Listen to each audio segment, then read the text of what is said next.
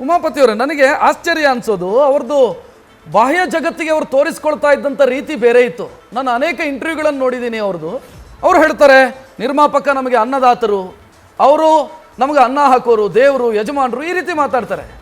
ನೀವು ಹೇಳ್ತೀರಿ ಗನ್ ಇಟ್ಟರು, ನಿರ್ಮಾಪಕನಾಗಿ ನಿಮಗೆ ಗನ್ ಇಟ್ಟರು, ಗನ್ ತೋರಿಸಿ ಬೆದರಿಸಿದ್ರು ಅಂತ. ಅಂದರೆ ಎದುರೊಂದು ಒಳಗೊಂದು ವ್ಯಕ್ತಿತ್ವನ ದರ್ಶನ್ ಇದು ಹಂಗಿದ್ರೆ? ಸರ್, ಅದು ತೋರಿಸಿದ್ದು ಅಂತಲ್ಲ, ಅದು ತೋರಿಸಿದ್ದು ಅನ್ನೋದಕ್ಕಿಂತ ಹೆಚ್ಚಾಗಿ ಸುಮ್ಮನೆ ಅದೇನೋ ಒಂದು ಬಿಲ್ಡಪ್ಗೆ ಅಂತಾರಲ್ಲ ಸರ್. ಇವಾಗ ಚೈನ್ ಒಳಗಡೆ ಇರ್ತದೆ, ಸುಮ್ಮನೆ ಕೆಲವೊಬ್ರು ಹಿಂಗೆ ಬಟನ್ ಬಿಚ್ಬಿಟ್ಟು ಹಿಂಗೆ ತೋರಿಸ್ಕೊಳ್ಳೋದು, ವಾಚ್ ಯಾವ್ದು ಹಾಕಿರ್ತಾರೆ ಹಿಂಗೆ ಅನ್ನೋದು. ಸೊ ಆ ಥರ ಸರ್, ತೋರಿಕೆಗೆ ಅಂತ ಅವತ್ತಿದ್ದಿದ್ದು. ಉಮಾಪತಿಯವರು ಅವರ ಕ್ರೌರ್ಯದ ಬಗ್ಗೆ ನಮಗೆ ಪೊಲೀಸರು ಮಾಹಿತಿ ಕೊಟ್ಟಿದ್ದಾರೆ. ಅಂದರೆ ವಿಚಾರಣೆಯ ಸಂದರ್ಭದಲ್ಲಿ ಏನೇನಾಗಿದೆ ಅಂತ ಕೋರ್ಟಿಗೆ ಸಬ್ಮಿಟ್ ಆಗಿದೆ, ಯಾರು ಏನೇನು ಮಾಡಿದ್ರು ಅಂತ. ಸೊ ಇಲ್ಲಿ ಪ್ರಶ್ನೆ ಇರೋದು, ಒಬ್ಬ ತೆರೆಯ ಮೇಲೆ ಹೀರೋ ರೀತಿಯಲ್ಲಿ ಕಾಣಿಸುವಂಥ ವ್ಯಕ್ತಿ ಅಷ್ಟೊಂದು ಕ್ರೂರಿಯಾಗಿದ್ರ, ಅಷ್ಟೊಂದು ಕ್ರೌರ್ಯ ಅವರಲ್ಲಿ ಹೆಂಗೆ ಬಂತು ಅಂತ ನನಗೆ ಪ್ರಶ್ನೆ. ಸರ್, ಸಮಯ ಸಂದರ್ಭ ಎಂಥ ಒಬ್ಬ ವ್ಯಕ್ತಿನೂ ಕೇಳಿಸುತ್ತೆ ಸರ್. ಬಟ್ ಅದನ್ನು ಕಂಟ್ರೋಲಲ್ಲಿ ಇಟ್ಕೋಬೇಕಾಗಿರೋದು ಒಬ್ಬ ಜವಾಬ್ದಾರಿಯುತ ವ್ಯಕ್ತಿದಾಗಿರ್ತದೆ ಸರ್. ಈಗ ತಮಗೂ ಕೋಪ ಬರುತ್ತೆ, ನನಗೂ ಕೋಪ ಬರುತ್ತೆ ಸರ್. ಇವಾಗ ಅವ್ರ ಫ್ಯಾನ್ಸ್ಗಳು ನಿಮಗೇನು ಕಮೆಂಟ್ ಹಾಕಿಲ್ವಾ ಸರ್? ನನಗೆ ಹಾಕಿಲ್ವಾ? ನೀವೇನು ಮಾಡಿದ್ರಿ ಸರ್?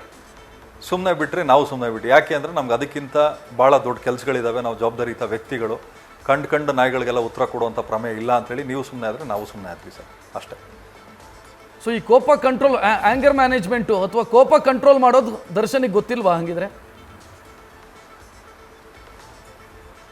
ಸರ್, ಗೊತ್ತಿತ್ತೋ ಇಲ್ವೋ ಗೊತ್ತಿಲ್ಲ ಸರ್. ಬಟ್ ಏನಕ್ಕೆ ಹಿಂಗೆ ಮಾಡಿದ್ರು ಅನ್ನೋದ್ರ ಬಗ್ಗೆ ನನಗೂ ಇವತ್ತು ದೊಡ್ಡದೊಂದು ಪ್ರಶ್ನೆ ಇದೆ ಸರ್. ಯಾಕೆಂದರೆ ನೋಡಿ, ಸಾಯಿಸೋದೇ ಒಂದು ಅಪರಾಧ ಅಂದರೆ ಹೀನಾಯವಾಗಿ ಸಾಯಿಸೋದು ಇನ್ನೊಂದು ಥರ ಅಪರಾಧ ಆಗ್ತದೆ. ಕಿಡ್ನಾಪ್ ಇರ್ಬೋದು, ಸಾಕ್ಷಿ ನಾಶ ಇರ್ಬೋದು, ಮತ್ತು ಹ್ಯಾರಾಸ್ ಮಾಡಿ ಬ್ರೂಟಲಾಗಿ ಮರ್ಡರ್ ಮಾಡಿರೋದಿರ್ಬೋದು, ದುಡ್ಡು ಕೊಟ್ಟು ಮುಚ್ಚಾಕುವಂಥದ್ದು ಇರ್ಬೋದು. ಇವೆಲ್ಲ ನೋಡಿದಾಗ ನಮಗೇನು ಅನಿಸ್ತದೆ ಅಂದರೆ ಮೋಸ್ಟ್ಲಿ ಇವರೆಲ್ಲ ಇದಕ್ಕೆ ಫಸ್ಟೇ ಪ್ರಿಪೇರ್ ಆಗಿದ್ರು ಏನೋ ಗೊತ್ತಿಲ್ಲ. ನನಗೆ ಇವರು ಅಪರಾಧ ಮಾಡಿದಾರೆ ಇಲ್ಲ ಅನ್ನೋದ್ರ ಬಗ್ಗೆ ನನಗೆ ಖಚಿತ ಮಾಹಿತಿ ಇಲ್ಲ ಸರ್. ತಮಗೆ ಎಷ್ಟಿತ್ತು ನನಗೂ ಅಷ್ಟೇ ಮಾಹಿತಿ ಇದೆ. ಬಟ್ ಇವಾಗೇನು ತನಿಖೆ ನಡೀತಾ ಇದೆ, ತನಿಖೆ ಅಲ್ಲಿ ಏನು ವರದಿಗಳು ಬರ್ತದೆ ಅದ್ರ ಮೇಲೆ ನಿಂತಿದೆ ಸರ್. ಅಪರಾಧ ಮಾಡಿದರೆ ಶಿಕ್ಷೆ ಆಗಬೇಕು, ನಿರಪರಾಧಿ ಆದರೆ ಕ್ಷಮಾಪಣೆ ಇರಬೇಕು ಅನ್ನೋದ್ರ ಬಗ್ಗೆ ನಂದೊಂದು ಆಲೋಚನೆ ಸರ್. ನ್ಯೂಸ್ ಫಸ್ಟ್, ನಿರ್ಭೀತಿಯಿಂದ ನಿಮ್ಮ ಪರವಾಗಿ.